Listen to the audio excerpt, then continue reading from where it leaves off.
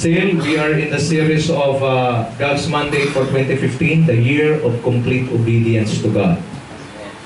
Obedience to the Lord really matters. Okay? Alam nyo, mayroon akong isang isi-share sa inyo, God willing. Kilala nyo ba si Prophet Balaam? Kilala nyo? Si Balaam? Amen. Yes. Yung iba hindi nakilala kay Balaam. Propeta siya ng Diyos at siya ay binayaran ni King Balak. Si King Balak may masamang balak. Okay? Sa Israel. At ang sabi niya kay Balaam na prophet ng God, i-curse mo yung Israel kasi masyado na silang malakas. You know, si Balaam, propeta siya ng Diyos pero tinanong niya pa ang Diyos, Lord, sasama ba ako sa kanila? You can just imagine, i-curse ng prophet ng God yung kanyang bayan. Siyempre, hindi obvious naman na hindi na dapat. Pero ang ginawa niya, tinanong niya pa si Lord. Una, tumanggi si Lord. Bumalik yung mga prinsesa ni Balak. At yun ang nakiusap. Alam mo sa tanong ni Balaam? Teka lang ha, baka may sasabihin pang iba si Lord. See the disobedience? Very clear. Tinanong niya ulit, alam mo sagot ni Lord pangalawa? Sige, sumama ka. Kaya makinig kayo mabuti ha. Pag may sinabi na si Lord sa iyo minsan, at clear sa iyo yun, sundin mo na agad. Dahil pag ko-questionin mo yun at magtanong ka ulit, baka papayagan ka niya. Ang tawag dyan, permissive will. At pag yung will mo, ang nasusunod, it will be harmful. It will be on your disadvantage. What happened? Napahamak si Balaam, namatay siya. Okay?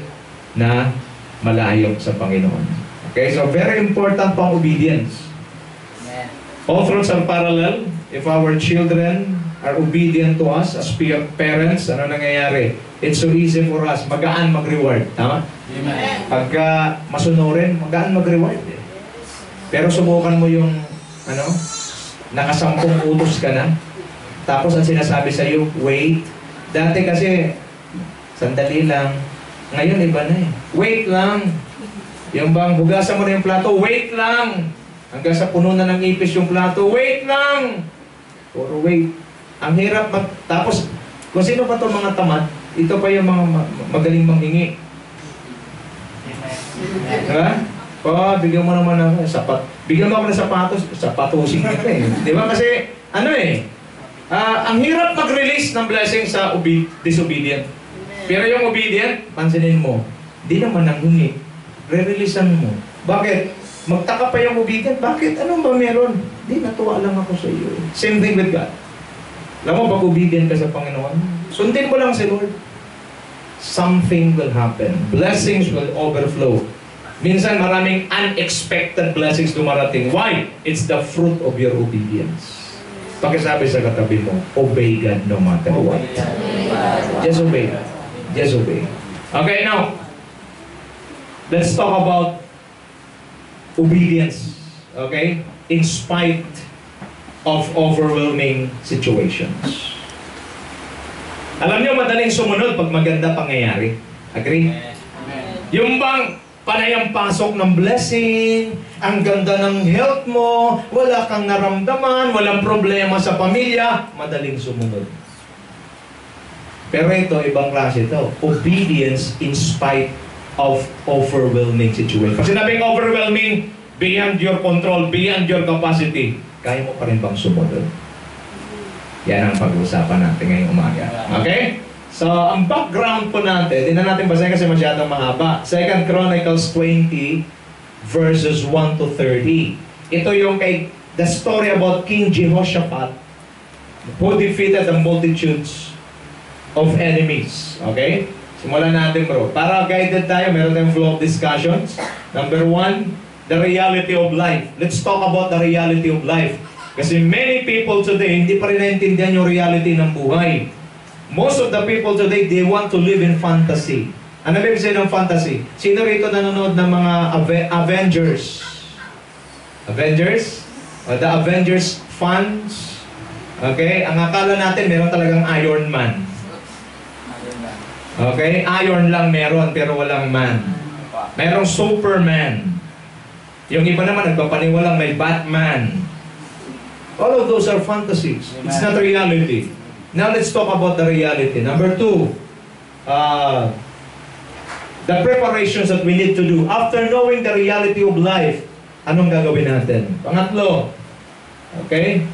Our disadvantaged position is God's advantage for Him to demonstrate His power. Alam nyo, makikita nyo, maintindihan nyo ngayong umaga, mukhang disadvantage ang kalalagayan mo. Parang apiyata ako, parang dihado ako. Let's look at what the Bible says. Your disadvantaged position is God's advantage for Him to demonstrate His power to you. Number 4, during overwhelming situations, let God take over. Klaro? Amen. Kaya explain natin yan isa-isa. Ang 5, obedience to God in the midst of overwhelming situations. Paano ba? Susunod pa ba tayo kay Lord kung hindi na natin kontrolado mga bagay? Ang 6, pakibasa 1, 2, read. God is fighting for us. If you are encountering overwhelming situations, I want you to know God is fighting for us. Amen. He will fight for you. Number 7, last but not the least, if there are overwhelming situations in our lives, there are also overwhelming blessings in obeying God. Amen. Amen? Palapakan natin si Lord. Huwag kayong mag-alala kung mayroong overwhelming situations, meron din overwhelming blessings. Lahat naman yan, mga kapatid, ay may katapat. Amen. Kung may problema, may katapat na. Kung may hirap, may... Ginawa. Di ba lagi? Kabahan kayo pag puro. Kung may hirap, delikado yan. Kung may problema, may solusyon eh. Mayroong katapat palagi. Now, let's discuss. Ngayon, ikakwento ko lang ang background. Ang Israel ay nahati sa 2 kingdom. Okay? Northern Kingdom and Southern Kingdom. Yung isang kingdom ay nanatiling Israel. Ang isa naman naging Judah. So, dalawa ho, tinignan ko yung track ng kanilang record. Ang Israel consistent sa wickedness. But Judah, yung Judah, yun yung nagkaroon ng heart kay Lord. At nagkataon na si Jehoshaphat ang naging hari. Jehoshaphat was a good king. He worshiped the Lord. Sinira niya yung mga Diyos-Diyosan. Winasak niya lahat, natuwa si Lord. At nung kanilang nasakop ang bayan na pinigay sa kanilang Panginoon, may iniwan silang 3 grupo. Ang grupo ng mga Moabites, Ammonites, at saka Edomites. Nagtaka siya bakit hindi pinalusot ng Lord. Ba't hinayang maiwan dyan? At itong 3 ay nagkaroon ng masamang kaisipan. Hindi na nga sila inaway ni Jehoshaphat, hinayaan sila. Nagsanib ang 3 ito. Nagkaroon ng alyansa at nag-isip na kanilang atakein si Jehoshaphat. You can just imagine, outnumbered. It seems like million sila. 100,000 lang sila Jehoshaphat. Okay? So yan yung background. So, 3 bansa na magsama-samang kalabanin sila. Okay? So, overwhelming yon. Yung bang 100,000 lang kayo, ang kalaban nyo 1,000,000. Overwhelming? Amen. It seems like meron kang problema na sobrang malaki na alam mo na yung resources mo, alam mo yung kakayahan mo, hindi mo na kayang talunin ang problemang yan. Overwhelming. Ang tanong, pag-o-obey pa rin ba tayo pagdating dyan? Tingnan natin ang lessons dito. Number 1, the reality of life. It is full of contrast and all of its events and situations are temporary. Now, yan ang realidad sa buhay. Palagi may contrast. Pag may saya, malungkot. Pag ikaw ay pag maraming pera,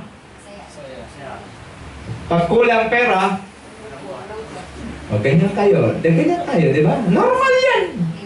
Either? Amen. Full of contrast. Pero gusto ko sabihin, lahat ng events na situations are all temporary. Tingnan natin ito. Okay? 2 Chronicles 2:1 and 2. Jehoshaphat defeats Moab and Ammon. After this, the Moabites, bilis. Okay, the Moabites and Ammonites with some of the Maonites came to wage war against Jehoshaphat. Some people came and told Jehoshaphat, a vast army coming against you from Edom, from the other side of the Dead Sea. It is already in Hazezon Tamar, that is in Gidi. Ano ibig sabihin, no? Ang ganda-ganda ng kanyang pakiramdam dahil maayos ang lahat. biglang nag-iba ang takbo ng utak ng tatlong grupong ito. Nagsanib puwersa at lalabanan siya. Wow. Naranasan niyo na ba yung ang ganda-ganda ng araw mo, tapos biglang may dumating na hindi mo inaasahang problema? At anong tawag natin dyan? Nasira ang ayun. Okay? So parang ganun ang nangyari kay Jehoshaphat, nagulat siya. Natingnan natin, ano ba yung reality sa buhay? May contrast palagi. There's a time for everything. Ano pong sabi? Ecclesiastes 3:1-11. Ang sabi, tingnan niyo po. Bro, tingnan mo. Ha? Sige na, baba. Okay? There's a time for everything. And a season for every activity under the heavens. Tingnan niyo po kita niyo ang contrast. A time to be born and a time to die. Amen. Tara ba? Amen. Kaya nga, ayusin na natin lahat kasi hindi tayo mananatili dito. Okay, ano pa? A time to plant and a time to uproot. A time to kill and a time to heal. A time to tear down and a time to build. A time to weep. Kayo magbasa. Okay? Kung may pag-iyak, may pagtawa. Kaya pag kayo ngayon ay medyo natatawa at maganda ang kalalagayan mo ngayon, tumawa ka na. Bakit? Kasi hindi palagi yan. Amen. Time will come, you will cry, you will weep. Amen. Ayun eh? Amen. Pero pag kayo naman ay nalungkot, huwag naman kayo magpakulong sa kalungkutan. Bakit? Isipin mo, pag malungkot ka ngayon, tatawa din ako bukas. Amen. Amen. Ayun eh? Amen. Contrast. A time to mourn and a time to dance. Ano ba yung mourning? O, diba? Luluksa ka, pero may oras din na sasayaw ka. Wala naman yata akong nakikita sumasayaw na nagluluksa. Malabo, no? Diba? So, ibig sabihin, you can, may time ng mourning, may time ng dancing. What else? A time to scatter stones and a time to gather them. A time to embrace and a time to refrain from embracing. A time to search and a time to give up. A time to keep and a time to throw away. A time to tear and a time to mend. A time to be silent and a time to speak. A time to love and a time to hate. Time for war and a time for peace. What do workers gain from their toil?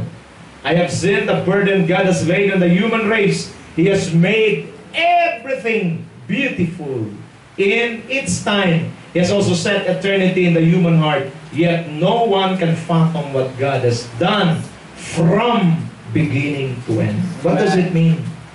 Mga kapatid, it's the reality of life.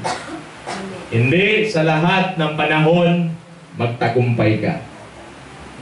Amen. Amen? Amen. Ngayon, kung ano yung kalalagayan mo ngayon, hindi man maganda, hindi permanente yan. Amen. Because there's a time for everything. Amen. Kaya nga, if you have a dream, don't give up. Huwag mong pakawalan yung dream na yan. Bakit? Mangyayari at mangyayari yan in God's perfect time. Amen. What's the reality of life? Tingnan natin. It is full of contrast. And all its events and situations are temporary. Ano ibig sabihin? Sometimes it's fine, sometimes it's not. Di naman palagi may pera eh. Amen. Tama ba? Amen. Alam mo, ngayon ko lang naintindihan, Gio. Hindi palaging may pera, kaya pala hinayaan ng Diyos na hindi palaging masaya at mayroon ding lungkot para maintindihan mo talaga yung color ng buhay. Amen. Kaya minsan, gusto natin palaging masaya. You can just imagine kung lahat ng sandali sa buhay mo puro masaya. Tsatsapin ko sa'yo, kakalimutan mo Diyos. Okay. Taro? Amen. Yung bang sagana ka palagi, makakalimutan mo siya eh. It's the reality of life. Pero kailan ka naging malapit? Kailan ka naging malapit? Pag may problema, di ba? Ipatawag mo sa Lord pag may pera ka eh. Lord, thank you. Galing mo. Thank you. Pero pag may problema ka, Diyos ko. Lalo na mag-overwhelming. Ay. Talagang, bro, kain muna tayo. Libre kita. Ikaw na. Bakit ka mo sa atin ko pa siya? Wait. Are you there? Amen. So, inalaw ng Lord, reality yan. Kaya nga ho, isang fantasy, Nasasabihin mo, gusto ko ang buhay masaya palagi. Gusto ko lang masaya. Walang ganun. Sabi ko walang ganun. Amen. Kasi ang tunay na saya doon. Amen. Gusto mo masaya? Mauna ka na. Nagkakano ba tayo? Opo. Ayaw nyo pa naman. Ayaw mo pa, di ba? Ako, ayaw ko pa rin. Dito muna tayo. Ito reality. Amen. Kaya wag naman kayong mag-iinarte pa. Kaya nga pag may malungkot na, sa akin ito ginagawa ko, sana makatulong ako sa inyo. Pag malungkot ng sitwasyon, ano sinasabi ko? Pansamantala ka lang, tatawa rin ako bukas. Opo. Kinapos ako noong 2010, sobrang kapos. Pagdating ng 2015, bumawi-bawi din naman. Amen. Nandiyan ba kayo? Minsan may customer, minsan wala. Opo. Yan ang reality. Kasi pag palagi may customer, masaya ka palagi. Pag walang customer, malungkot at napatawag ka sa kanya. Amen. Alam mo, minsan gusto ko pa nga. Minsan malungkot. Bakit? Mas dikit ka sa Lord. Amen. Naintindihan ba ako mga tao rito? This is the reality of life. Yan gusto ng Diyos, dikit ka sa kanya palagi. Ngayon, mautak ng mga Kristiyanong kaharap ko ngayon. Kasi malungkot o hindi, dikit na sila kay Lord ngayon. This is the reality of life. What else? Tingnan natin. Sometimes you're happy, sometimes you're sad. Pakisabi sa katabi mo, kung ikay nalulungkot pa at ikay masaya at nalulungkot pa, tao ka. Tao. Amen. Okay? Kasi pa, kung ikay masaya at nalulungkot pa, tao ka. Pakisabi sa katabi mo, normal ka. Okay? Kasi pagka ayaw mo na ng lungkot, iniiwasan mo lungkot, delikado na. Okay? Ano pa ho? Sometimes you love, sometimes you hate. Amen. Ay, nako, mga mapagkunwari. Sino rito ang hindi na nagagalit? O sino rito ang palaging galit? Okay? Sometimes you love, sometimes you hate. Right there? Amen. That's the reality of life. Kaya huwag naman kayo mga Kristiyano masyadong super, talagang hyper faith na talaga. Hindi na ako nagagalit. Apakan kong kuko mo. Pating na lang natin pag hindi ka magalit. It's the reality of life. But what's the most important thing? Even if you hate, don't forget to love your enemy. Amen? Kasi ganun talaga eh. Magagalit ka sa tao, pero huwag mong kalimutan, inutos ng Diyos sa atin, love your enemy. Ano po? Sometimes, you're victorious, and sometimes you taste defeat. Sino rito ang hindi na nadi-defeat? Sino rito palaging defeated? Okay? Sometimes you lose, sometimes you win. That's the game of life. Wag na tayong Pastor, para naman tinuturo mo, this is the reality. Amen. Kaya minsan maraming Kristiyano na frustrate. Why? They don't face the reality. Amen. I won. And sometimes I got defeated. Yes. But one thing I know. Parang pelikula lang to, bro. Diba sa pelikula? Ang pangit naman, pagka sa simula pa lang, nagpapanalo na ang bida. Tapos hanggang dulo, puro siya panalo. Walang ka-thrill-thrill. Opo. Andiyan ba kayo? Amen. Pero pag yung bida na, gapos. At pagkatapos inilagay sa tuktok. At pagkatapos talagang malapit na siyang mamatay, mahuhulog na. At biglang siyang masave. Di ba? Grabe, alam mo.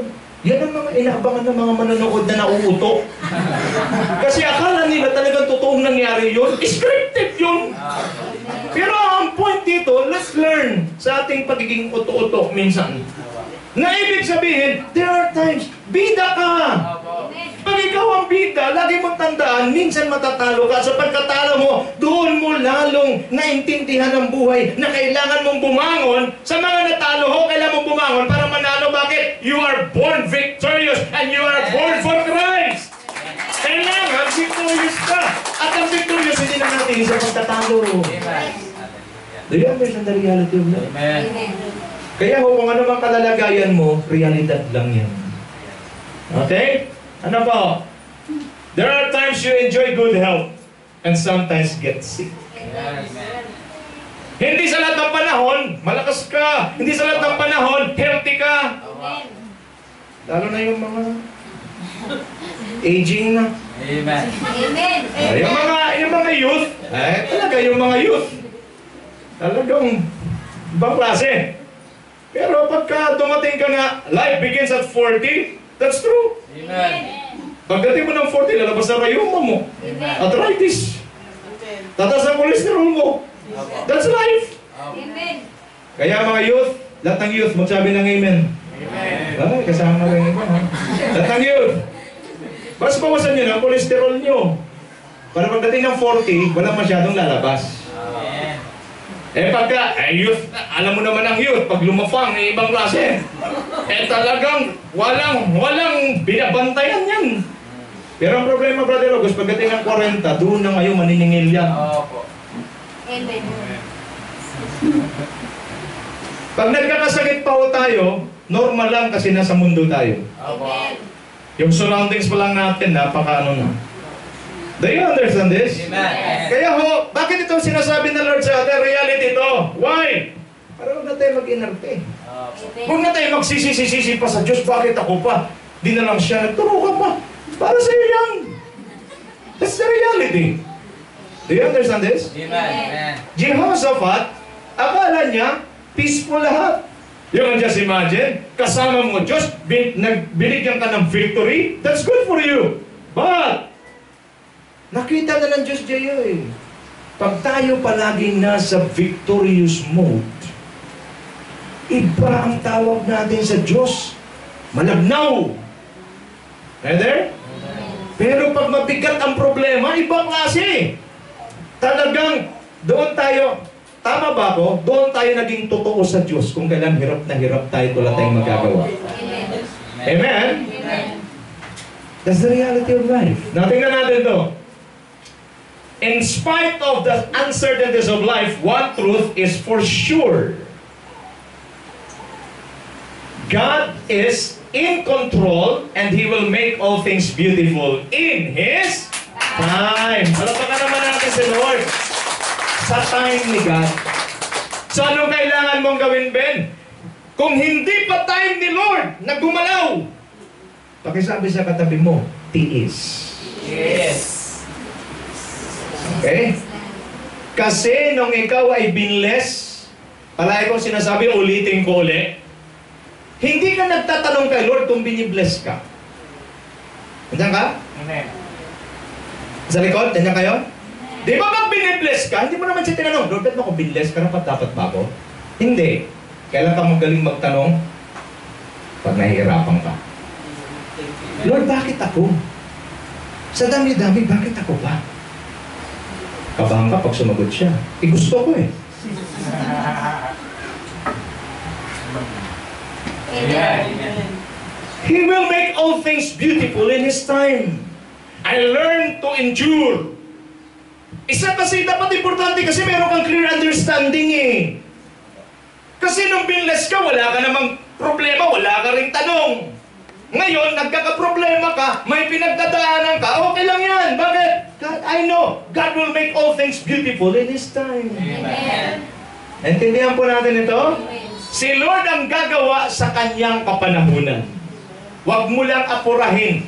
Bakit, Lord, ang tagal? Kasi minumolde niya pa yung ugali mo. Minumolde niya pa yung karakter mo para pagdating ng blessing, tamang-tama na at kayang-kaya mo nang i-handle. Amen. Pagkasaya sa katabi mo, tinan mo sa mata, tiis. Yan, tiis. Next. The preparations that we need to do. Ito, alam to ng mga nagkatrabaho. Be proactive and do not assume everything is okay. Amen? Amen. Anong kailangan preparasyon? Huwag mag-assume.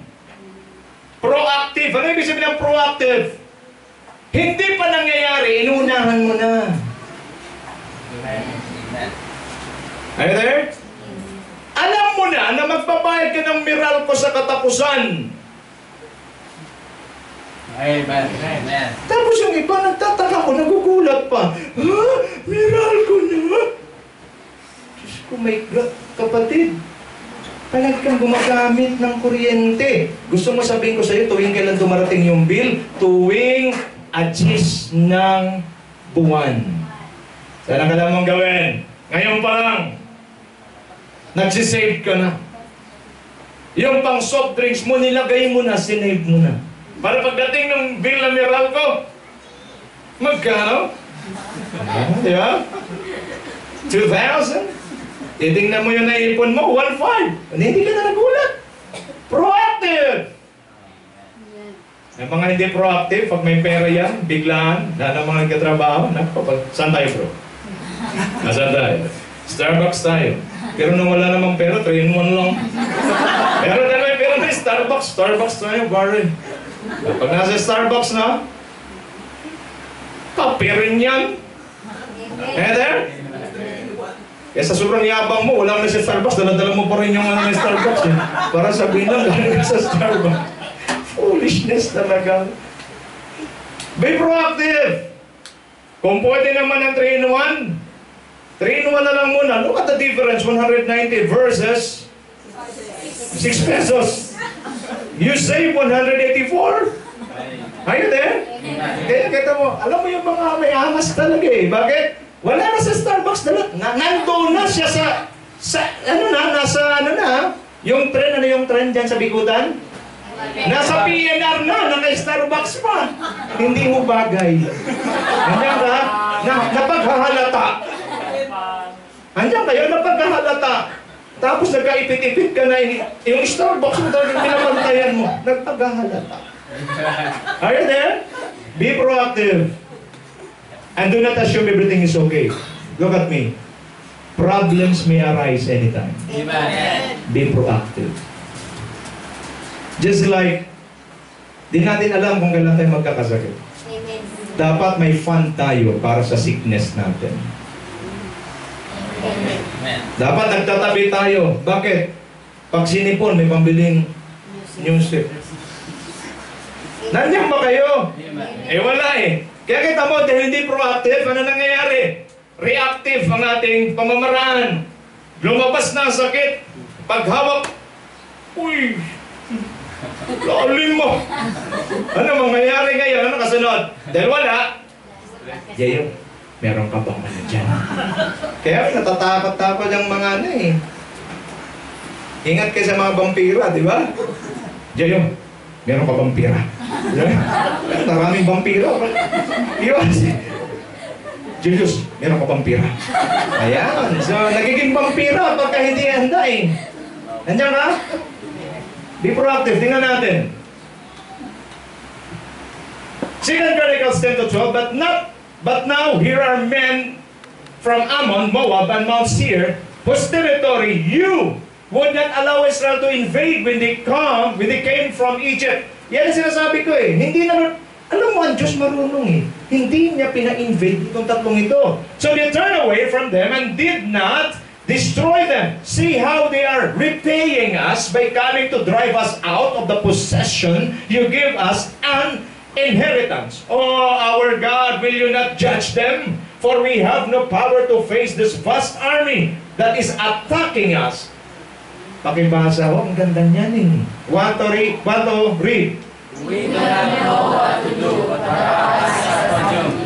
If overwhelming situations comes your way, ang ganda ng sinabi ni Jehoshaphat, overwhelming to problema to Lord. We do not know what to do, but our eyes are on you.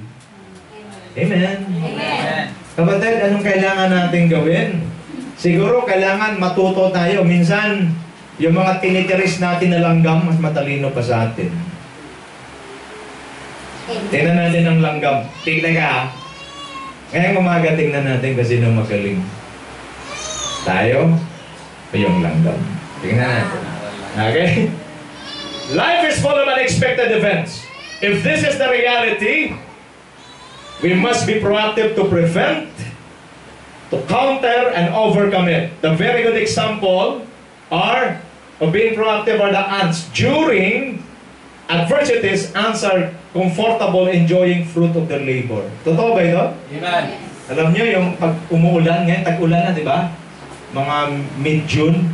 Alam mo mga langgam, kung makikita lang sana natin yung maayos bro nilang kalalagayan, pakuya-kuya ko sa couch yan. Pero ngayon, nung summer, grabe ang kanilang trabaho. Tingnan natin ito. May scripture ba yan? Proverbs 6:6-8. Go to the ant, you sluggard.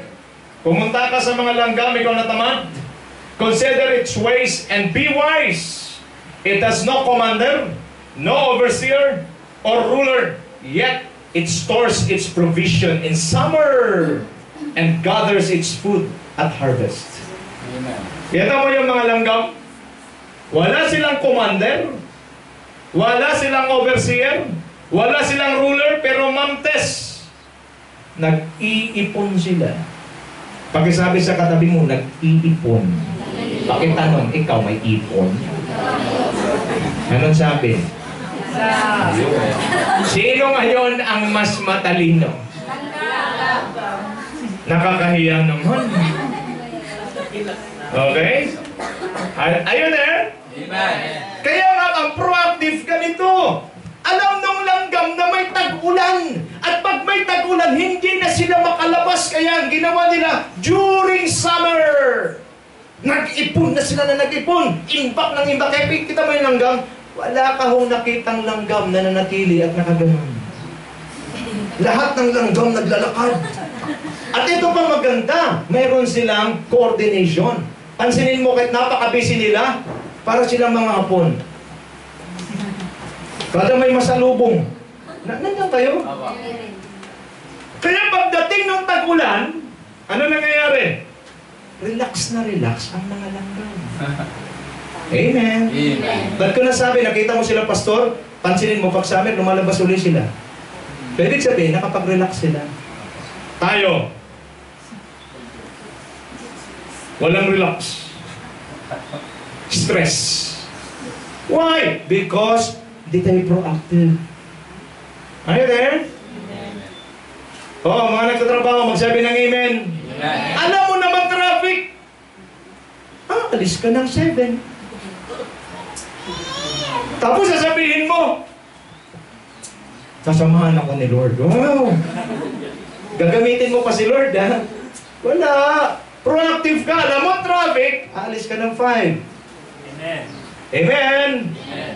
Kasi kaya minsan tayo, di natin kasi pinag-aaralan ito. Ano nangyayari? Palagi tayong nandoon palagi sa, imbes na prevention, nandun tayo sa cure.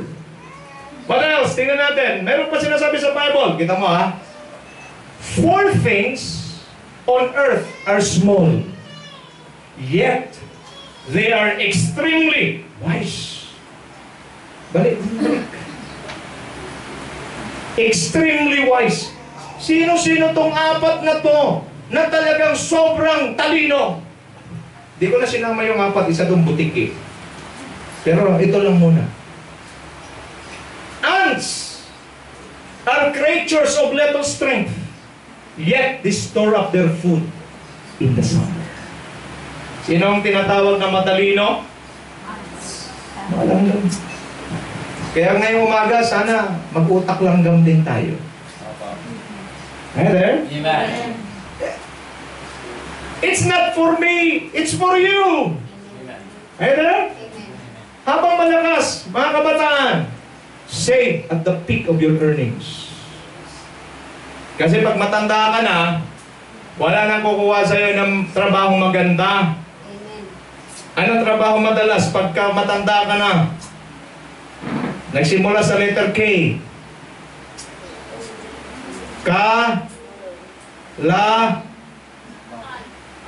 Kalakal. Tama-tama. Di ba? Wala na. Sino ba mag-i-employ sa'yo? Andiyan ka? Amen. Pero kita mo mga matatalino, habang ito ay kumikita, anong gagawin niya? Mag-i-invest siya. Mag-i-invest siya sa tama. Pag lumago, pag-retire niya, pag-resign niya.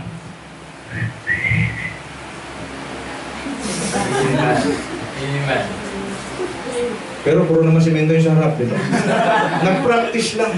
Bakit? May savings eh. Are you there? Can I help you? Amen. Pag nawalan ka ng trabaho, make sure ang ipon mo, ang buffer mo, ang pondo mo, good for 2 years para maghanap ka. Mayroon kang naipong 2 taong halagang sweldo. Kasi habang nagkahanap ka, branded pa rin ang suot mo. Bakit? Nakaipong ka. Amen. Eh wala. Pagkatapos ng trabaho, wala man lang naipon, ano mangyayari? Nangungutang pa na pamasahe para mag-apply. Amen. Kaya kung 2 taong sweldo ang naitabi mo, ano mangyayari, Phoebe? Parang hindi halatang wala kang trabaho. Mga langgam, nandiyan ba kayo? Amen. Kaya yung langgam, nakita mo, mahaba, kalahating taon Diyo ang ulan, kalahating taon ng summer, kahit higit sa kalahating taon na kanilang naipon. Kahit na mag-ulan yan, pagdating ng summer, andyan na sila. Hello? Bakit? Kasi nag-ipon sila. Opo. Proactive. Amen. What are the things in your life right now na palagi kang hinahunt? Ano yung nasa buhay mo ngayon na palagi ka na lang na bumabagsak pag dumarating yon? Bakit hindi mo gawa ng paraan? Be proactive. Are you there? Amen. Amen. Kasi yung mga inactive, anong ginagawa? Hinihintay na ng problema. Pag hindi ng problema, iiyak. Ito na naman. O, ganun lang ginagawa mo. Nagsasayang ka lang ng luha. Kung mayroon pa kayong time, pagkagaling sa trabaho, magtinda ng kung ano-ano, para kumita, madagdagan ng inyong kita, gawin nyo. Kasi time, problems will arise whether you like it or not. Di ba maganda yung may pondo ka, at biglang, ay, nagkasakit si ano, well, dali sa doctor. Opo. Hindi yung nga, nagkasakit si ano, tapalan mo ng tupa. Kasi ang tupa, libre lang. Painumin mo ng oregano. Kung ano-ano. Eh, kung ikaw ba naman ano, dali sa doctor. Eh, kasi, ito 5,000, kaya mo doctor. Nandiyan kayo? Amen. Amen. Kung medyo social-social, malaki ang ipon mo, dahil may St. Luke's. Nandiyan ka? Pag wala, dali mo sa Asian. Saan? Asian. Dan sa Olympics. Wala na mapupuntahan eh. Nandiyan pa ba kayo, mga kapatid? Amen. Be proactive. Now let's look at this. Call upon the Lord in His temple. That is why it's very important every Sunday you are here. Amen. Every Sunday you listen to God's Word. Amen. Alam mo nangyayari? Nung dumating ang problema, takbo sila sa templo. Bakit? Doon nag-commit ang Lord at ang sabi ng Lord, pag mayroong kayong pagsubok, pumunta kayo sa templong ito at dito kayo tatagpuin, dito ako mangungusap sa inyo. You know, every Sunday, when you attend church, when you listen to God's Word, especially if there are overwhelming situations in your life, it is very important to be present in the church. Why? Because here in this church, God will give His instruction to you. Ang problema sa iba, pagka mayroon ng problema, hindi pa nag-church. Nang ginagawa, dito na lang ako sa bahay, bakit discourage ako? Doon ka sa church para doon ni Lord ibigay ang instruction sa iyo. Amen. Today, God is giving you instruction. Amen. Kita natin, tagalogin natin, mga kronika. Okay? Tumayo si Jehoshaphat sa harap ng taga-Huda at Jerusalem na nagtitipon sa bagong bulwagan ng templo. Nanalangin siya, O Yahweh, Diyos ng aming mga ninuno at buong kalangitan, kayo po ang namamahala sa lahat ng bansa at ikaw ang may lubos na kapangyarihan. Kaya walang maaaring lumaban sa iyo, O Diyos namin. Ikaw ang nagpalaya sa mga taga rito upang ibigay ang lupain ito sa bayan mong Israel magpakailanman. Ginawa ninyo iyon ayon sa inyong pangako kay Abraham na inyong kaibigan.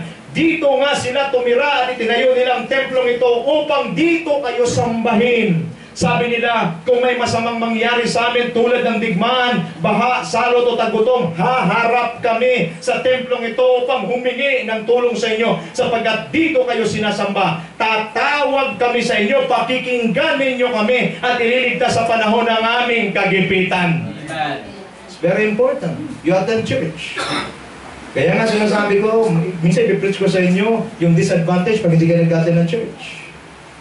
It's very important. Dito nagbibigay ng instruction si Lord. Dito tayo nagkakaroon ng fellowship para yung problema mo.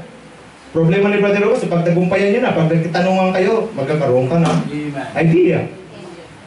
Pag sabi sa katabi mo, hindi ka mabubuhay mag-isa. Walang nabubuhay mag-isa. Are you there? Amen. Di mo kaya mag-isa, kailangan mo ng kasama. Amen. Okay? Next. Number 3. Our disadvantaged position is God's advantage for Him to demonstrate His power. Look at me.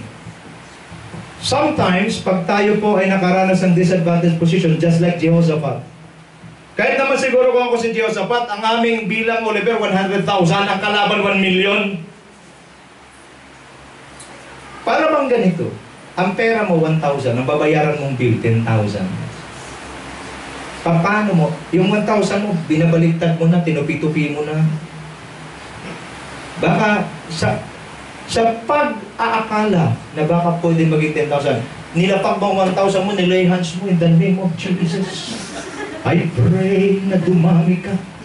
Dahil sinasabi ng Bible, anong hihingin ko kay Lord ipagkakaloob in Jesus' name, maging 10,000 ka! 1,000 pa rin. Yung bang kahit na anong isip mo, naisip mo na lahat, kulang talaga. But I want you to know, your disadvantaged position is God's opportunity to display His power. Amen. Amen? Amen. So sabi ni Jehoshaphat, tagilid. Okay, tingnan natin. 2 Chronicles 20:13, all the men of Judah with their wives and children and little ones stood there before the Lord. Ano nangyari? Maganda minsan pag disadvantage ang posisyon mo. Bakit? Yung pamilya na hindi nagkakaisa na. Alam mong ginawa? Tinawag ni Jehoshaphat lahat. Alam mo, kahit mga pasaway na anak, kasama. Halika, aatakihin tayo, ang daming kalaban, lumapit tayo kay Lord. Pati mga maliliit na bata, sumamba sa Diyos. Amen. Ayun tayo, kita mo yung demonstration ng power ni God. Kaya minsan meron ako mga pamilya na nakikita, hindi magkakaisa, palagi nag-aaway. Alam niyo, nung mayroong nagkasakit,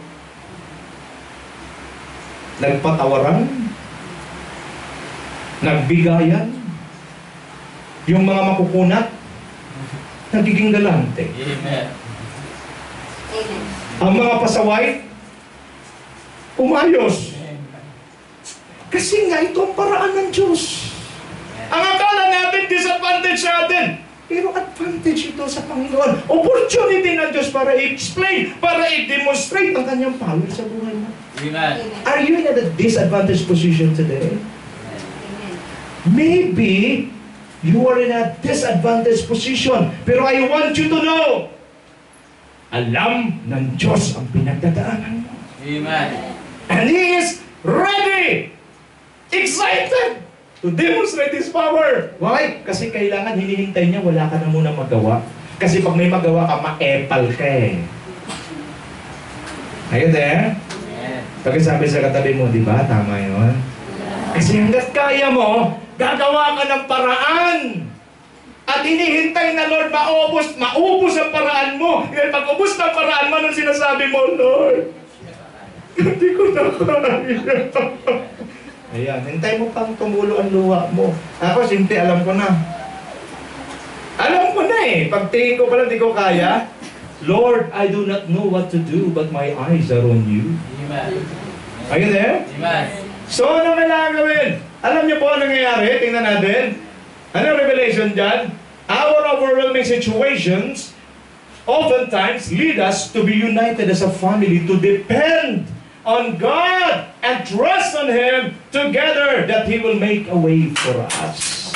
Bakit sabi sa katabi mo, God will make a way for you. Receive it. He will make a way for you. Yes. Yes. Alam mo, ito, andito mayroong mga elders tayo dito. Ilang ulit na tayong na-trap. Ilang ulit na tayong tumating sa punto na parang na-push against the wall tayo. At anong sinasabi natin? Dumating din ako sa punto, ayoko na. Kung kailan ka walang-wala, kung kailan ka mahinang-mahina, doon pa lang si Lord magsimula. Amen. Are you there? Kaya nga ang ganda eh. Our disadvantaged position is God's advantage to demonstrate His power. Kasi hanggat mayroon ka, maepal ka eh, gagawa ka ng paraan. At pag nalusutan mo, nasabihin mo, buti na lang. Nagawaan ko ng paraan. Hanggang, ano eh, galing ako eh. Galing mo ha. Pero si Lord, tingin sa akin. Pwede kayo tumingin lang. Gusto ng Lord sa buhay mo siya lang magaling. Amen. Ulitin ko, gusto ni Lord sa buhay mo siya lang magaling. Amen. Kaya hanggat lumalabas yung galing mo, hindi si Lord gagalaw. Are you in a disadvantaged position right now?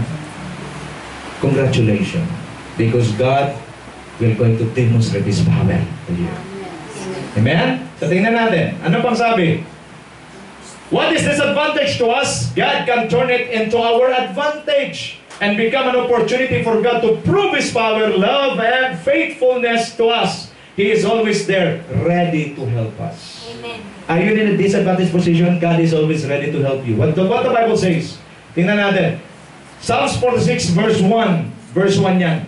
God is our refuge and strengthen ever-present help in times of trouble. Amen. What's the revelation behind this? God is always there, ready to help you in times of need. Ang tanong lang, hanggat umiepal ka, hindi siya mag-a-act. Klaro tayo? Amen. Pero pag walang-wala ka na, ano pang gagawin mo? Di ba? Ano pang gagawin mo? Hanggat may kaya ka, hanggat may lalapitan ka, pare, meron? Wala, pare. Mare, meron? Wala, pare. Napuntahan mo na lahat. Lahat na, napuntahan mo na. Ang tao talaga makulit, bro. Pansin mo? Pupuntahan niya lahat. At pagka wala na, iiyak pa yan sa tabi mo na, mag-emote. Sabay, Diyos ka!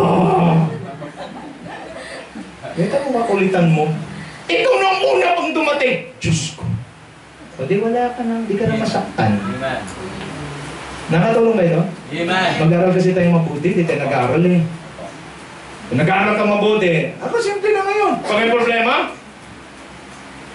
Lord, oh Lord agad. Bakit? Alam ko na eh. Pasaan pumunta sa kamay ka rin ng Diyos na buhay, babagsak. Opo. Eh bakit hintayin ko pang kung saan ako ulit siya pumunta? Dumirekta ka na. Okay? Is our present help in times of trouble. What else? Anong insight dito? God can turn all disadvantaged situation in our lives into blessings if we only humble ourselves and believe in Him. Anong kailangan para gumalaw ang Diyos? Magpakumbaba ka. At pag nagpakumbaba ka na, manampalataya ka. At pag naniwala ka na ulit, doon na magsimula ang kilos ng Diyos sa buhay. Amen. Do you want God to move in your life? Amen. I said, do you want God to move in your life? Amen. Humble yourself and believe. Kasi ang nagpakumbaba, itataas ng Diyos. Amen. Ano? Alam mo, Brother August, kahit gaano kayabang yung kalaban mo, gusto mong upakan, pero pagka nakita mong nagpakumbaba, na dati pag umasta, alam mo leon, nung makaharap mo, nagmukhang puting, parang ang hirap saktan eh. Amen. Ang hirap saktan ng humble eh. Amen. Alam mo si Lord, gusto kang, alam nyo ngayon ha, para makilala niyo Diyos natin, puro lang kayo God is love. God is just. I said God is just. Amen. Alam niyo ba dati, yung mga pasaway ka Lord, pinapatay niya. And Jesus is the same yesterday, today, and forever. Sino sa atin ngayon dapat patayin na? But because of God's mercy, God's grace, buhay ka pa. Amen. Are you there? Amen. So dapat maintindihan natin, sige, gawin natin yan. Humble yourself. Lord, wala na ako magagawa. Nagpapakumbaba ko sa inyo. Alam niyo, pag ginawa natin yan ngayong umaga, no wonder, God will move. And when God moves, consider it done. Amen. Palapakan natin si Lord. Hallelujah. Hallelujah. Next, brother. During overwhelming situation, let God take over. Ito ang pinakamaganda eh. Nung sila ay nakita niya na matindi ang dami ng kalaban, na overwhelmed siya, kinabahan na si Jehoshaphat. Grabe yung kaba dumating sa kanya. Pero he allowed God to take over. Tingnan natin. 2 Chronicles 20:14-17, Then the Spirit of the Lord came to Jahaziel, son of Zechariah, the son of Benaiah, the son of Jeiel, the son of Mataniah. Kaya kailangan magbasa kayo palagi ng ganito. Okay, a Levite and descendants of Asaph, as he stood in the assembly, he said, Listen, King Jehoshaphat, and all who live in Judah and Jerusalem, this is what the Lord says to you. Do not be afraid or discouraged because of this vast army. For the battle is not yours but God's. I said, for the battle is not yours but God's. Tomorrow march down against them, and they will be climbing up by the pass of Zith, and you will find them at the end of the gorge in the desert of Jeruel. You will not have to fight this battle. Take up your positions, stand firm and see the deliverance of the Lord will give you, Judah and Jerusalem. Do not be afraid. Do not be discouraged. Go out to face them tomorrow, and the Lord will be with you. Amen? During overwhelming situation, sasabihin mo na, Lord, take the wheel. Dati kasi ikaw nagdadrive ng buhay mo. Diyan ka? Dinadrive mo buhay mo eh. Ano nangyayari? Panibangga. Amen. Nung tinanggap mo si Kristo, nag-iba na. Hindi ka na driver. Ikaw ngayon ay pasahero na. At pag si Kristo nagdadrive ng buhay mo, biyahing langit yan. Amen. Para maintindihan nyo, ako nagdadrive. Si Sister Cora palaging nasa kanan ko yan. At pag nagmamaneho ako, ganito yan. Ang ganda ng bulaklak, Papa! Ako naman, paano magaganda? Hindi ko nakita yan. Bakit? Nakafocus ako sa daan. Uy, mayroong pinya! Ang problema ito, minsan makulit. Naku, hindi mo nakita. Alam naman makikita ko yan. Ayun Pag ikaw nag-drive ng buhay mo, mami, focus ka lang.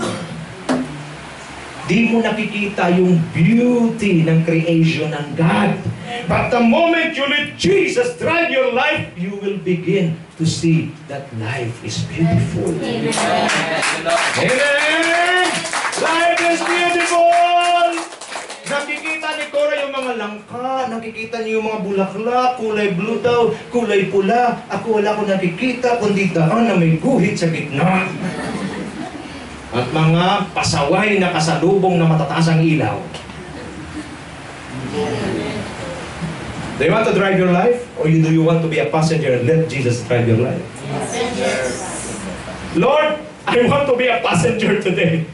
No more holding the wheel. Take the wheel. I will be a passenger and I will begin to appreciate your creation. Amen?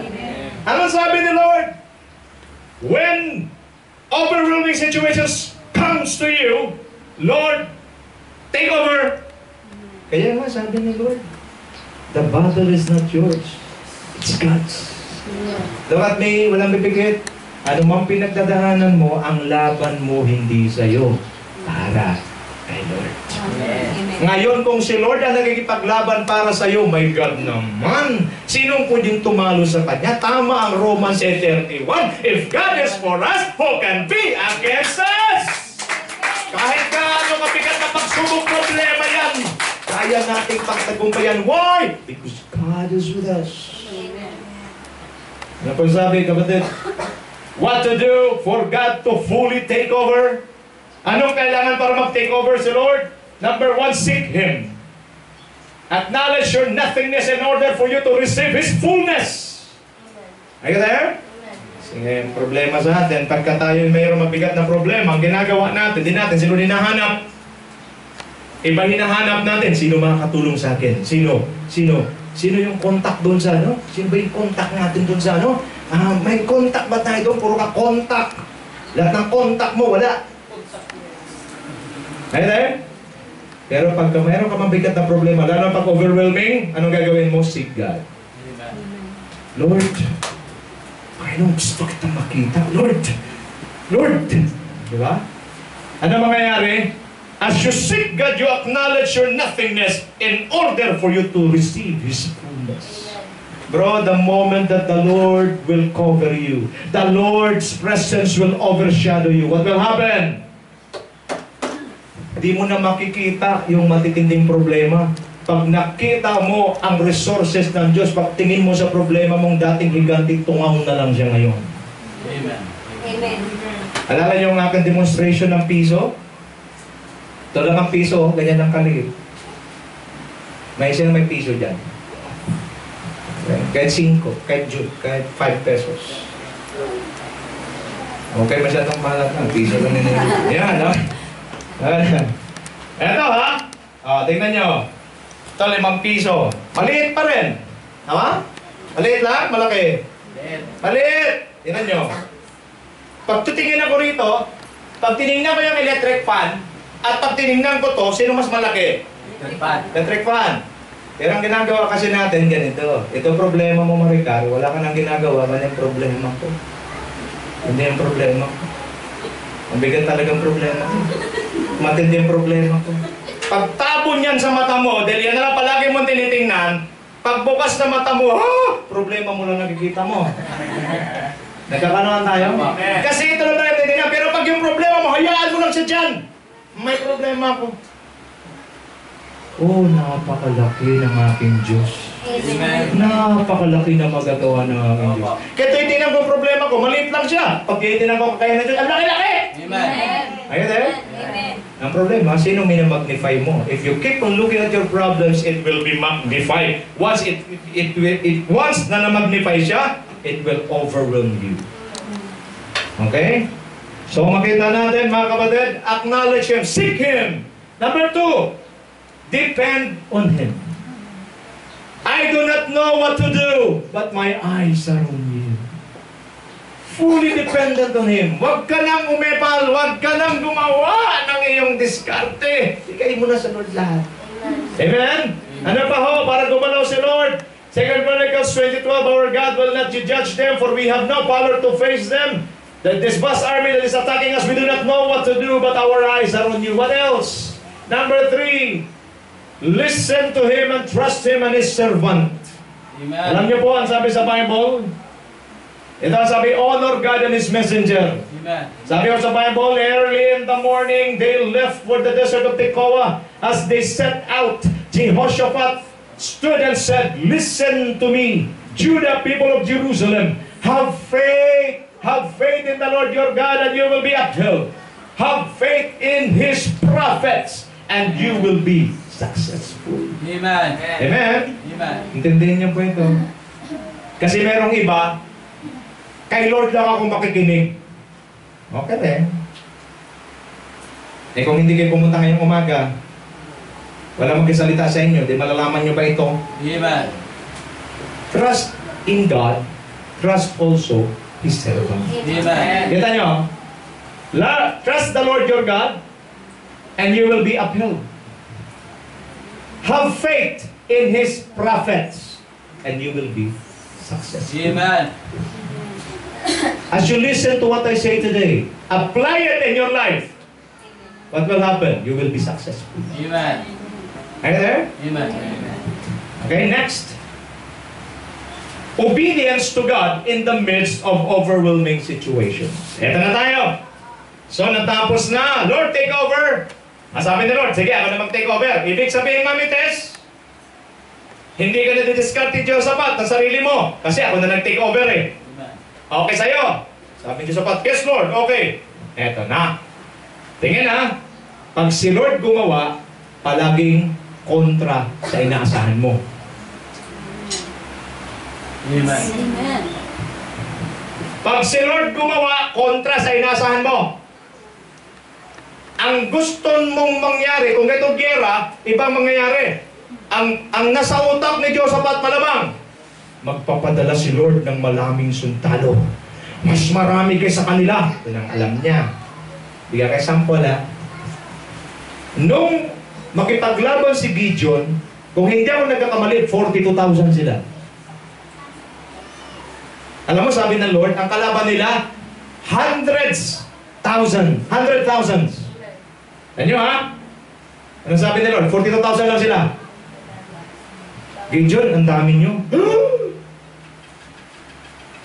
100,000 sa kalaban. Ang dami namin. Bawasan mo. So sabi ni Gideon, sige, yung mga hindi handa, pwede nang umuwi. Sa awa ng Diyos, umuwi yung 32,000. Ilan natira? 10,000. Sabi ng Lord, Gideon, ang dami pa rin.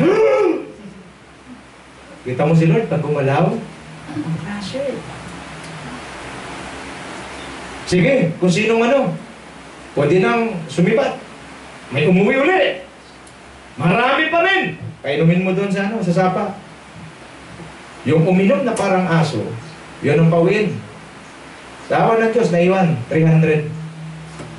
Sabi ni Lord, yan, tama-tama. 100,000 sa kalaban, 300 lang kami. Sabi ni Lord, tama yan. Bakit? Kasi pag nanalo kayo, sigurado hindi nyo kukunin ang glory. Sa akin yung ibibigay ang glory. Bakit? Mantakin nyo, 100,000 sa kalaban nyo, 300 lang kayo. O dyan nakuha yung Gideon 300. Now, tingnan natin. Si Lord na mag-take over. Our God, will you not judge them? For we have no power to face this vast army that is attacking us. We do not know what to do, but our eyes are on you. He said, listen, Jehoshaphat, and all who live in Judah and Jerusalem. This is what the Lord says. Do not be afraid and discouraged, because this vast army, for the battle is not yours but God's. Tomorrow, ito na ang problema. Bukas, march down against them. My goodness. They will be climbing up by the pass of Ziz. Teka lang. Di ba si Lord ng commander? Dati ang commander-in-chief, si Jehoshaphat. Nag-take over si Lord. Si Lord na commander. Ito sabi ni Lord. Gumising kayo bukas sa maga. Labanan nyo sila. Ang dami nila, Lord. Ang dami nila. Ito na nga ang problema. Si Lord na nga nag-take over Si Lord na nga nag-take over. So, ang utos ng bagong commander-in-chief, puntahan nyo sila. Bro, kalaban mo 1,000,000, 100,000 lang kayo, at ang sabi ng nagutos, puntahan mo. My goodness. Kung ikaw yun, ako tatanungin ko Lord, is that you? Kasi mukhang kapahamakan yung pupuntahan mo Naka-ready ng 1,000,000. Ready for war. Mga ganun pa Mga ganun pa Naririnig nila. Pero ang sabi ng commander-in-chief na bago, puntahan niyo. Mapapatanong ka. Pero si Lord kasi yun Anong sabi? And you will find them at the end of Gurge and the desert of Jeruel. You will not have to fight. Hallelujah. You will not have to fight this battle. Take up your positions. Stand firm and see the deliverance of the Lord will give you. Hoy! Judah, Jerusalem, do not be afraid, do not be discouraged. Go out to face them tomorrow, and the Lord will be with you. Amen. Eto na ngayon. Nakikin mabuti Meron pa ba yung bro? Kasi kaya na nangyari. Early in the morning na. Ang bilis na nga facing natin, Early in the morning na, Okay, early in the morning, they left for the desert of Tekoa.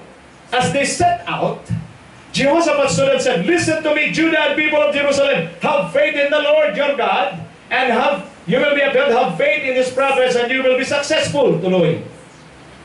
Obey. Ito nangyari. Okay, balik mo muna. Ito ang ginawa ng Lord. Itong utos ng commander-in-chief. 100,000 sila, kalaban 1,000,000. Puntahan nyo sila, harapin nyo. At ito sabi ni Lord.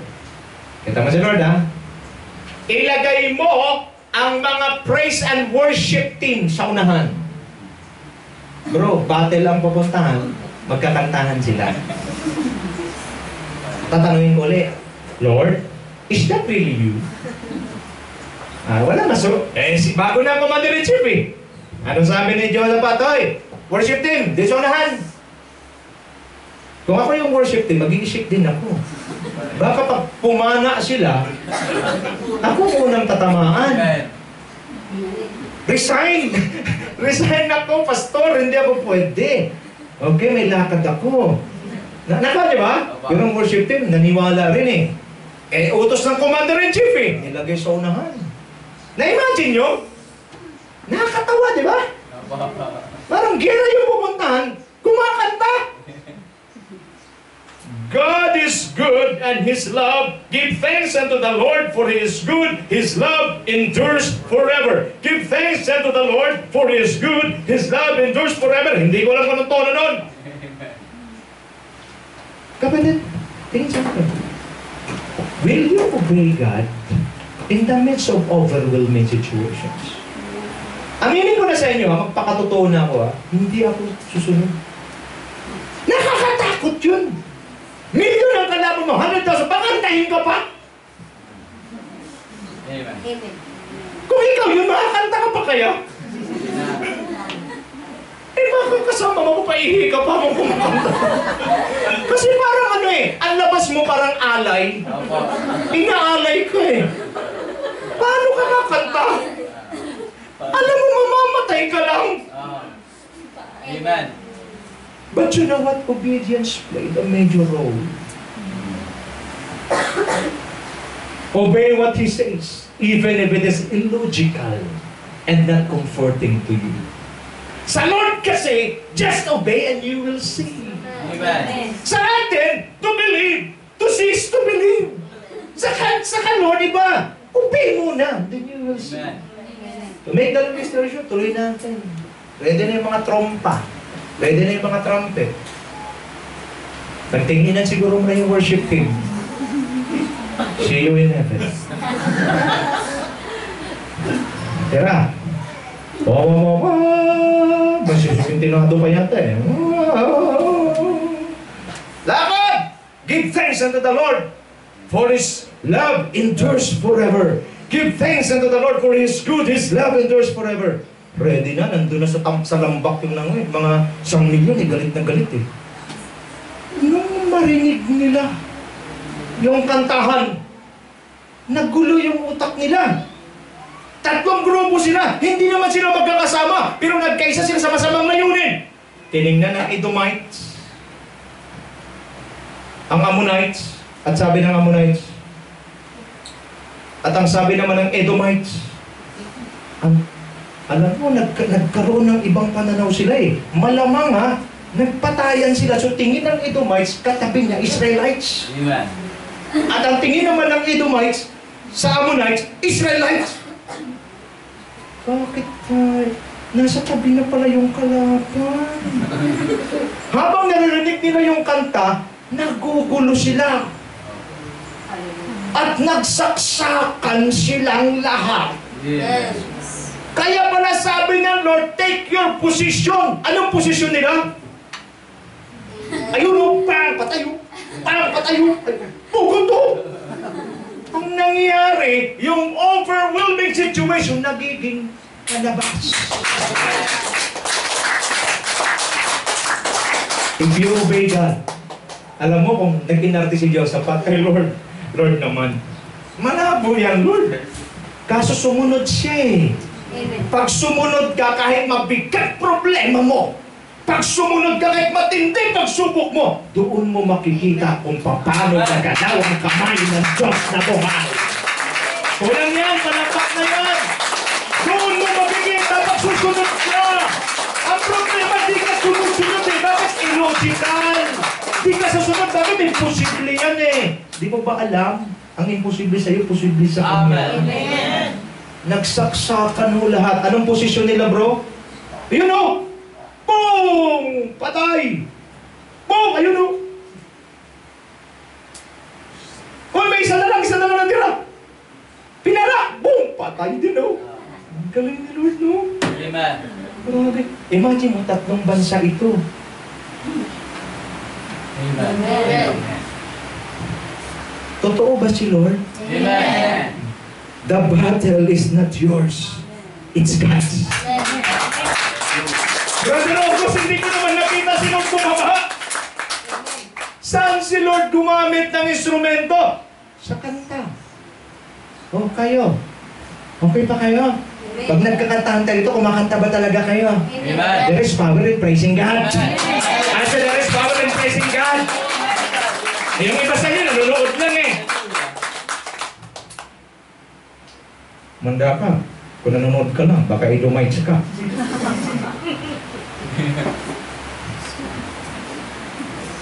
Kalaban ni Lord, yung may mga mga ites sa dulo eh. Maliban sa Israelites, Edomites, Amorites, Moabites, hindi nagtatites. Kalaban ni Lord dyan.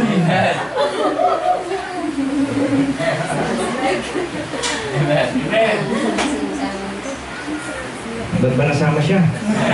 Nasingit, ha? Nasingit! Okay, tuloy!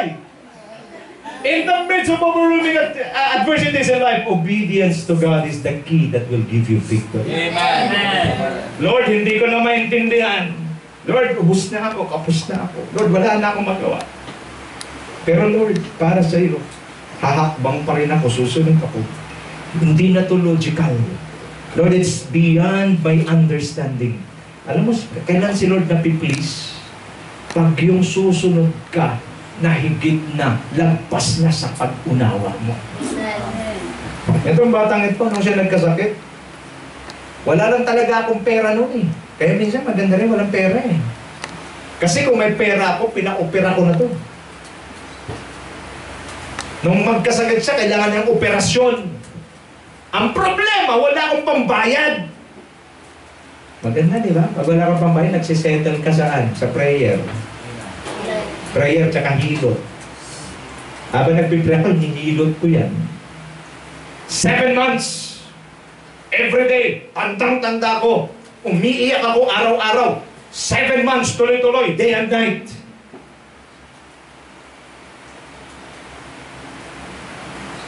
At ang Diyos, grabe pa, mag-challenge kayo. Ikaw ang mag-worship lead. Papakantahin mo pa ako. Pagkatapos ng problema na to, papakantay, maglilid ako sa inyo. You can just imagine. Let's worship the Lord. Sing unto the Lord for He is good. He is good! May nangyayari sa anak ko. Kailangan siyang operahan. At pag hindi na-opera, pwede siya mamatay. Maglilid ka pa rin. Ang galing talaga ng Diyos. Mayroon naman akong kapalitan ng worship leader. Hindi siya available, may pasok. So, sinong maglilid? Ako! But you know what? Every time I lead the worship, the presence of the Lord always came down. It touched the hearts of people. Pero ako, tinatouch ako, pero na-overrun ako sa problema ko. Parang hindi ko pa rin maramdaman.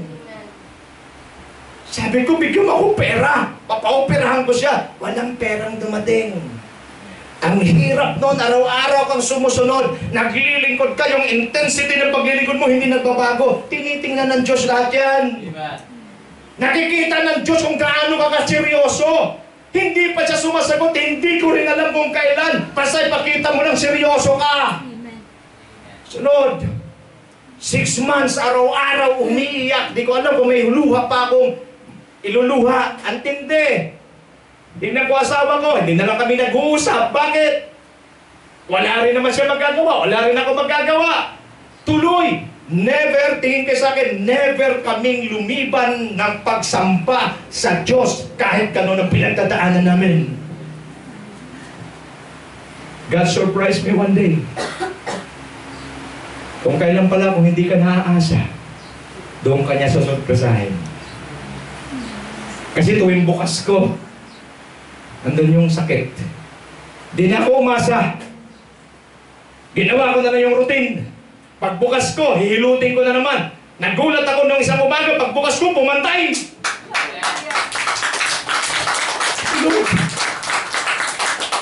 Ano nangyari?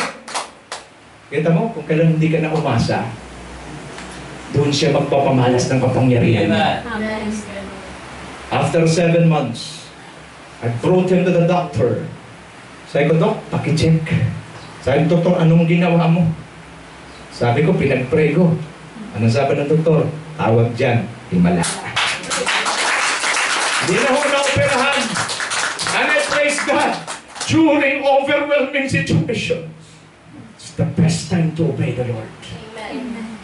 Kaya, you can just imagine, dinipusutuhan ako ng Panginoon. Nandito na anak ko, graduating na, 4th year na siya ngayon. Graduating na siya, never siya nakatigim ng operation. Anong ibig sabihin? Di ko mo, sis, brad, di ko mo wala kang pera. Pinabayaan ka ng Diyos. Minsan hinayaan ng Diyos magkaganyan ka eh. Para ano? Para matunaw ka sa sarili mo. Para mawala na yung kumpiyansa mo sa sarili mo. Mawala yung yapang mo sa sarili mo. Para ano? Para ma-take over na ng Diyos ang buhay mo. Why? Alam ng Diyos eh, yung takbo ng utak mo kontra sa takbo ng utak niya. Nawala ho lahat ng confidence, lahat ng contacts ko nawala.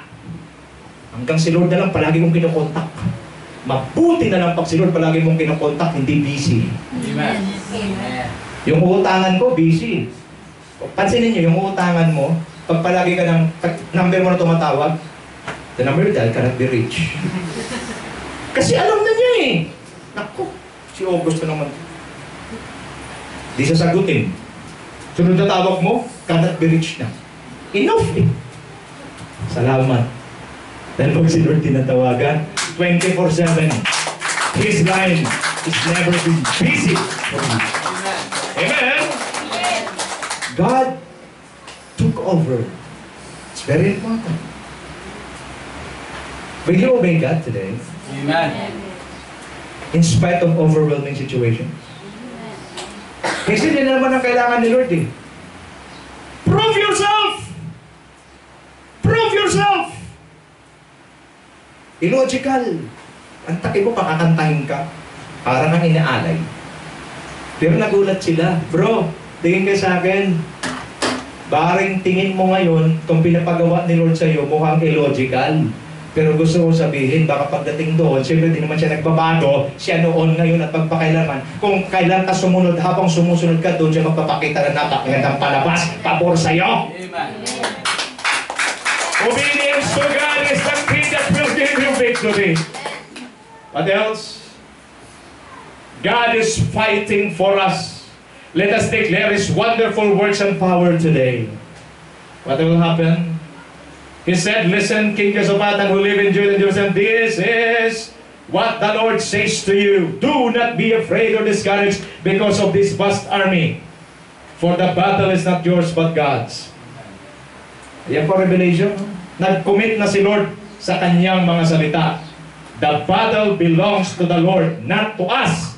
Your battle today is not yours. It is God's battle. Pag nag-commit si Lord, ginagawa niya. Gusto kong sabihin sa'yo yung problema mo, yung laban mo, hindi mo laban yan, laban ng Diyos yan. Nag-commit na si Lord. At anong sabi ng Bible? Bilang 23:19 ang Diyos ay di sinungaling tulad ng tao. Ano mang sabihin niya ay kanyang ginagawa o gagawin. Kung mangako man sa'yo ay kanyang tuto pa rin. Pagkasabi sa katabi mo, hawakan mo ang kamay. The battle belongs to God. Di mo laban yan, bro. Di mo laban yan, sis. Your battle is not yours, it's God's. Pagkasabi sa katabi mo, praise God, nandito tayo ngayong umaga. Okay? It's not my battle. Lahat naman, taas ang kamay mo na walang problema dito. Lahat ba may problema? Amen. Purihin ng Diyos, may problema ka, may problema ako. Ang problema ito, hindi mo problema, problema ng Diyos yan. Hallelujah. Amen? Lakasan naman natin! Okay? The battle belongs to the Lord. Nangako na si Lord. Gusto ko maintindihan niyo to ha, nag-commit na si Lord. Jeyo, it's not your battle, it's mine.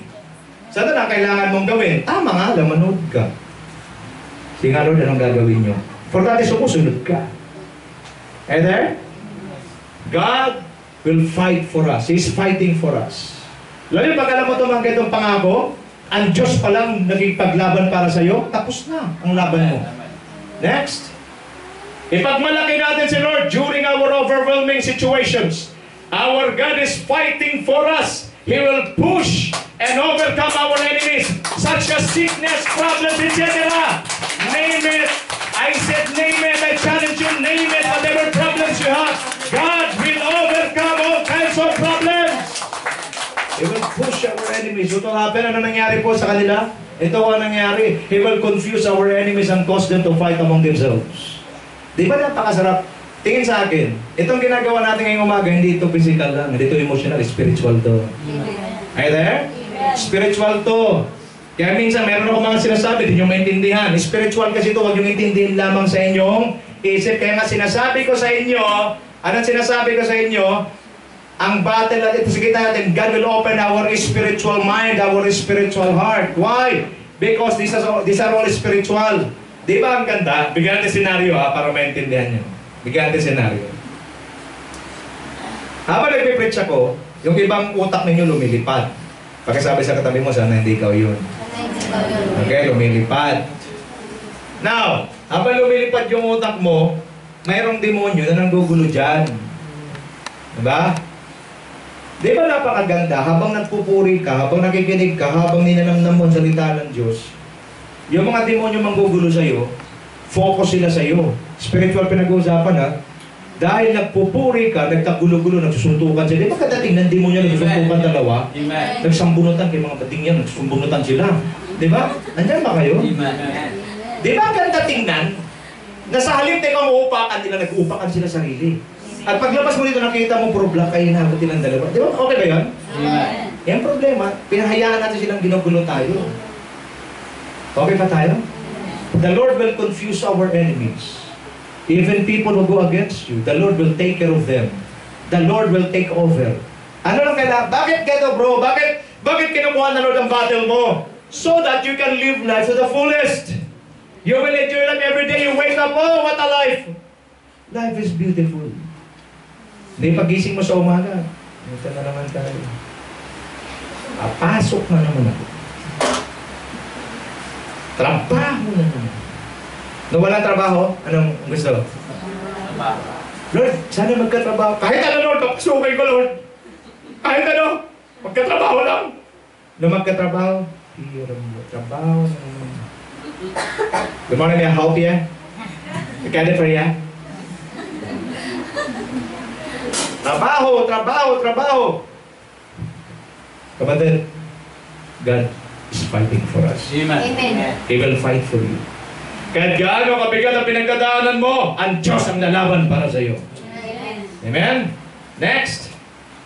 2 Chronicles 21-23, after consulting the people, Jehoshaphat appointed men, to sing to the Lord and to praise Him for the splendor of His holiness as they went out at the head of the army, saying, give thanks to the Lord, for His love endures forever. Amen. Next, as they began to sing and praise, the Lord set ambushes against the men of Ammon and Moab and Mount Seir, who were invading Judah, and they were defeated. The Ammonites and Moabites rose up against the men of Mount Seir to destroy, annihilate them, inubos sila. At ano nangyari after they finished slaughtering men from Seir, they helped and to destroy one another. Imagine, pinagtulungan pala muna nung isa, yung mga Edomites, sa Seir, pinagtulungan ng Moabites sa Ammonites.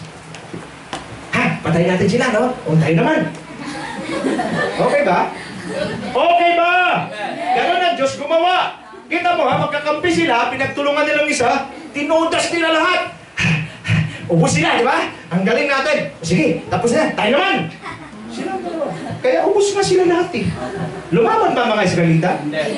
Lumaban ba mga Israelita? Ano ang ginawa ng Israelita? Sumunod, nanokod. Kumanta. Kaya pag may problema ka ngayong umaga, kantahan mo lang. Through you, I can do anything. I can do all things. With peace. For it's you who gives me strength. Nothing is impossible. Ay, kapag. Through you, I can do anything. I can do all things. With feelings din, di ba? Nothing is impossible. Parang sounds impossible ah. Diba? So ano nangyari? Ganda di ba? Okay na ba? Ulitin natin. Balik mo. Baba. Baba. Ano sa ganda niyo? Baba. Tignan nyo ha? Baba. As they began to sing praise, the Lord set ambushes. Pag sinabi mong nag-ambush, may gumawa. Wala akong nag-ambush. Sila nag-aambusan sa sarili nila. Amen. Against the men of Ammon and Moab and Mount Seir, who were invading Judah, and they were defeated. The Ammonites and Moabites rose up against the men from Mount Seir, Edomites, to destroy and annihilate them. Inubos. Next, after they finished slaughtering, grabe no? Slaughtering in Tagalog, kinatay. The men from Seir, they helped to destroy one another. Ano nyo ba? Tagalogin natin. Mag-isa maganda pag tinagalog mo yung Bible na word for word. Nagtulungan sila para patayin ang bawat isa. Halika, tulungan na kitang saksakin. Okay? Ako din. O sige, ikaw din. Patay na tayong dalawa. Ano pa mag-isa? Natatawa ko pag tinatranslate ko siya ng literal. Nagtulungan silang para patayin ang isa't isa. Uy, hindi po ako patay. Kayo patay na. So, tulungan niyo naman ako patayin. Kita mo, naluloko yung mga kalaban natin. At ang sarap siguro panoorin, million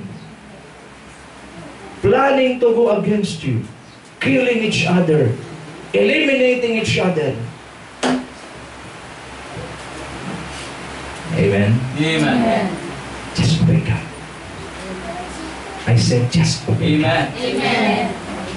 God is fighting for us. I don't care kung ano pinagdadaanan mo ngayon. May pinagdadaanan din ako. But one thing I know, God will fight for us. Amen. God will fight for us! Hallelujah! Next. Ayan o. When the men of Judah came to the place and overlooks the desert and looked toward the vast army, they saw only dead bodies laying on the ground. Pakibasa yung huli, 1, 2, read. No one has escaped. Walang nakatakas. Patay lahat. Amen. Next. If there are overwhelming situations in our lives, there are also overwhelming blessings in obeying God. Because they obey God, what will happen? Huwag kasi tayo nakafocus sa overwhelming problems, overwhelming situation. Kung may overwhelming situation, may katapat na contrast yan. Ano yan? Overwhelming blessings from God. Let's look at this. Patay na lahat. So Jehoshaphat and his men went to carry off their plunder. And they found among them a great amount of equipment and clothing and also articles of value, more than they could take away. There was so much plunder that it took 3 days to collect it. Overwhelming yung problema. Nung nilabanan ng Lord ang kalaban nila, 3 bansa bro. Imagine mo ang mga ari-arian ng mga yan. Pagdating nila, patay na lahat.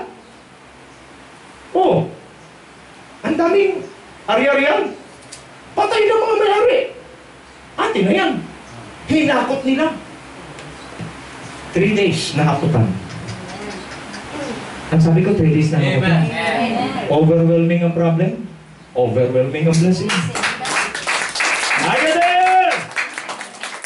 Do not look at the overwhelming problems that you have. Look at the overwhelming blessings waiting ahead of you.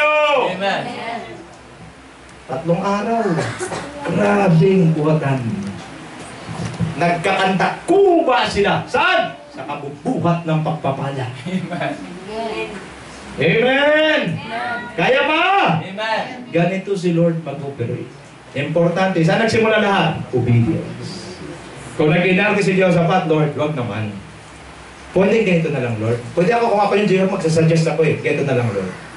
Magpadala ka na lang ng anghel, pagpapatayin mo na lang sila. Ganun na lang, wag naman kami. Kasi, di ba, haharap kami. Hakatakot ka namin, di ba? Pero hindi. Yung bang, ikaw pa yung pasusugurin, at habang sumusugod ka, kumakanta ka. Illogical. But because obedience is the key to victory, he obeyed. Ito kasi yan eh. Pag ang hari na sumunod, walang choice sumunod sa upang kundi sumunod din. Sunod sila, kanta sila. Ano nangyari nung marinig? Nagpapatayan. Okay? Next. Conclusion. We should not forget we overcome overwhelming situations in our lives because of God. Let us not forget to bring back all the glory to Him and give Him thanks. Our God is greater and stronger than any situations you are facing right now.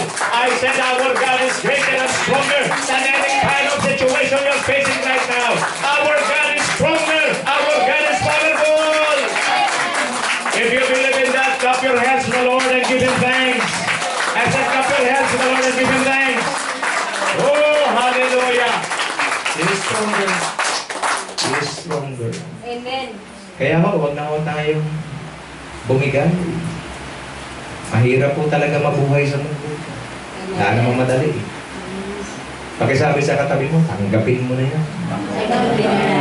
Wala talagang madali. Sino sa inyo nagising isang umaga at sinabi nyo, grabe ang sarap ng buhay. Kahit hindi ako mag-almusal, busog ako. Kahit hindi ako maghapunan, hindi ako nahihilo. Oh, what a life.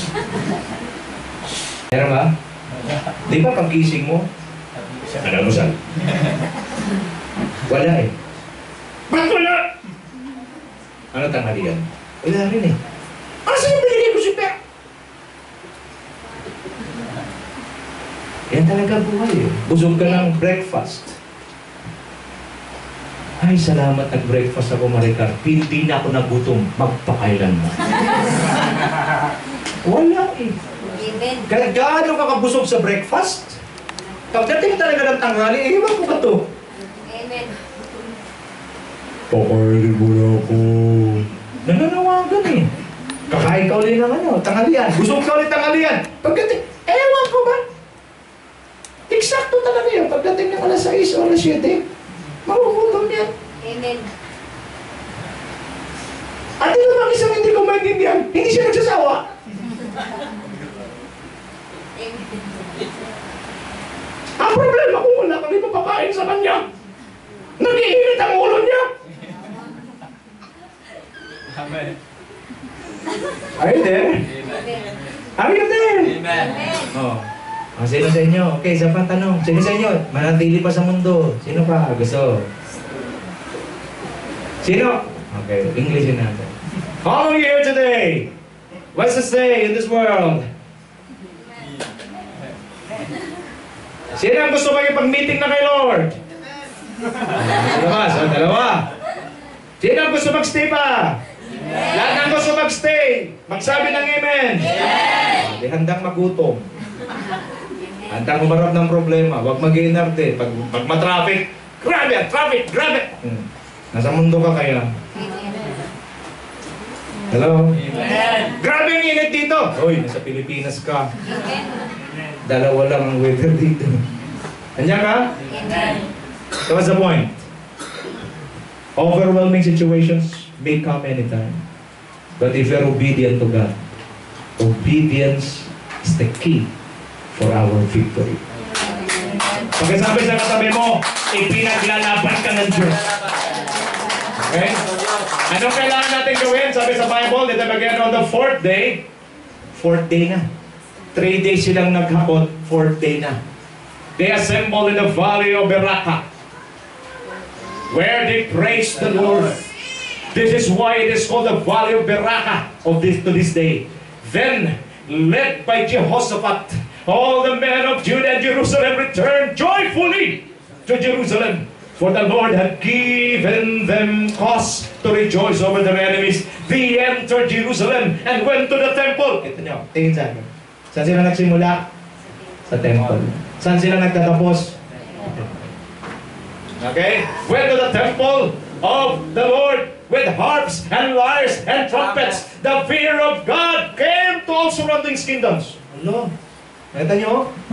Nung makita at malaman ng mga tao, mga nakapalibot na kaharian sa kanila, pinatay ng Diyos, natalo ni Jehoshaphat ang 3 matitinding grupo, ang dami-dami noon, napatay. Pero ang lumaban naman hindi man si Jehoshaphat, kundi si Lord. Amen. Natakot na sila. At ano nangyari? When they heard how the Lord had fought against the enemies of Israel, and the kingdom of Jehoshaphat was at peace, for his God had given him rest on every side. Ano ginawa? Binigyan siya ng pahinga. Ang kanyang kaharian nagiging mapayapa at binigyan siya ng pahinga sa lahat ng sulok. Are you there? Di ba pag may overwhelming problem tayo, hindi tayo makapag-rest? Aminin na natin. Totoo ba ito? Amen. Ang hirap mag-rest pag overwhelming ang problem. Kahit anong tulog mo, anong pikit mo? Andyan talaga siya eh. Amen. Andyan ka? Di ba? Ipikit mo na. Wala eh. Nandyan yun eh. But because he obeyed God, what happened? Binigyan siya ng rest, binigyan siya ng peace. Exactly. God is fighting for us. Amen. Bibigyan ka ng peace ng Diyos. At pag nandyan na ang peace, hallelujah. Imagine nyo yung takot ni Jehoshaphat. Pinalitan ng peace, pinalitan ng rest on all sides. Alam niyo mangyayari? Bakit hindi magkakaroon ng peace, brother? Bakit hindi magkakaroon ng peace? Lahat wala nang mga has lumaban sa kanya. Amen. Pag wala mga away sa'yo, di peaceful ang kapaligiran mo. Amen. Amen. At pag mayroong mag-attempt na mga away sa'yo, na nanginginig ka sa takot, bakit? Diyos ang kinalaban nila. Amen. Ayan. Pakisabi sa katabi mo, peace be with you. Peace be with you. Isa pa, sabi mo sa kanya, rest in peace. Okay. Huwag niyo sabihin sa patay kasi yan, sinasabi niyo sa patay, rest in peace. How can a dead person rest in peace? Ipatay na yan. Ang rest in peace, sabihin mo sa buhay. Para maranasan niya, ay okay, I will rest in God's peace. Yan, ang ibig sabihin niya. Okay ba tayo? I hope today na may natutunan tayo, the reality of life. Minsan nasa ibabaw, minsan nasa baba. Minsan masaya, minsan malungkot. May contrast dyan. Okay? Pangalawa, dapat alam mo, be proactive. Know. Prepare ahead of time. Para ano, tingin sa akin, pwede namang maiwasan, maibsan ang kahirapan kung mautak ka lang, katalino kang pinaghahandaan mo ito. Mahirap yung walang paghahanda, sumalakay ang problema, wala kang magawa. Okay, number 3, lagi mong tandaan. God. Okay, ano yung number 3 na nakalagay dito? Number 3, our disadvantage position is God's opportunity or advantage to Him, for Him to demonstrate His power. Number 4, lagi mong tandaan kapatid, okay?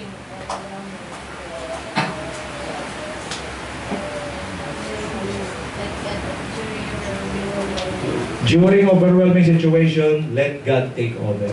Pagkasabi sa katabi mo, huwag nang umepal. Okay? Ano ba lang pastor na yan? Mga marunong sa mga termino ng mga pangbago. Siyempre, maepal ka eh. Okay? Panglima, obedience to God in spite of overwhelming situations. Illogical? Lord, kahit masakit illogical, basta para sa'yo. Kakanta ako, ang bigat na problema ko, kakanta ko para sa'yo.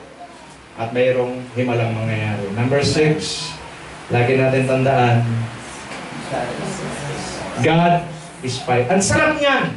Lumabas kayo rito mamaya! God is fighting for us. God is on our side. Okay? Ang sarap niya. Meron ba tayong kanta niya? Meron ba tayo? Pwede ba tugtugin niya? Sige, kantahin natin ha? Kantahin natin niya mamaya para maganda. In Jesus' name. Number 7, if there are overwhelming situations in our lives, always remember, there are also overwhelming blessings waiting ahead of us. Pakihawakan ng kamay ng katabi mo, pakisabi mo sa kanya, may naghihintay sa iyong overwhelming blessings. Don't give up. Don't give up. Tumayo po tayong lahat ngayong umaga. Hallelujah.